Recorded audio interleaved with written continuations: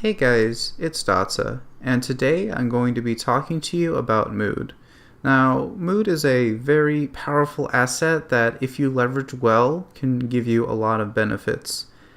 So, when you usually walk away from an event, let's just say a sporting event or a relationship, you tend to have one big takeaway, and that big takeaway is usually associated with how it made you feel. Now, when someone asks you, what did you think about that sporting event or what did you think about that relationship, you probably just have a 2 to 3 word response at first, and it would usually just be about how it made you feel. Now, the same kind of technique can be applied to a lot of different things. In this case specifically, I'm going to talk about the way that it can be applied to art and concept art. Now, the moment that you walk away from a painting or from a digital painting, you're put in the position where if you think about it again, you tend to remember how it made you feel more so than the details it had, or maybe the design philosophy it had, or anything else of the sort.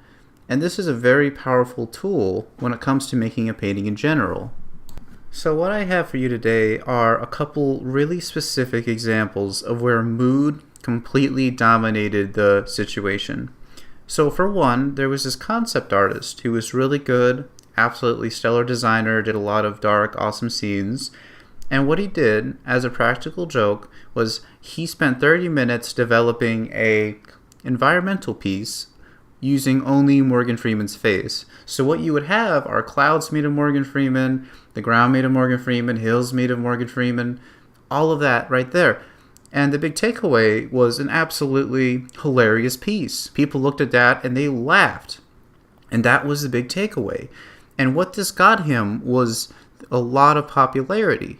And he himself said that he has had more attention on his Morgan Freeman piece than any of his other pieces combined. And that is a kind of funny and kind of sad, but it's really interesting to see how just having an amazing and a stellar takeaway from an art piece can give you an audience for it, Another example I have for you is relationships, actually. So if you look at what actually is a recurring theme in a long-term relationship, a lot of it has to do with what the couple talks about. If you look at what they talk about, you'll notice that generally when they talk, it's about positive things, which involve a lot of positive energy. So when they're done with the conversation, their big takeaway is a generally positive vibe. And when you're put in the position where when you talk to somebody and your big takeaway is generally positive, you tend to stick with them. And if you contrast this with somebody that's relatively negative or you being negative, and you guys walking away from a conversation feeling less happy or less satisfied, then you're going to be put in the position where mentally you kind of want to be around them less, right? And in a relationship setting, you would actually possibly end up breaking up with them in the first place, which is kind of interesting. Anyways, guys, I hope you enjoyed today's video. The painting in the background actually took 2 hours, and I actually had to repaint it 3 different times, so it took me a good 3 times to actually get a finished piece out of this one. But anyways, I hope you enjoyed the rest of the video.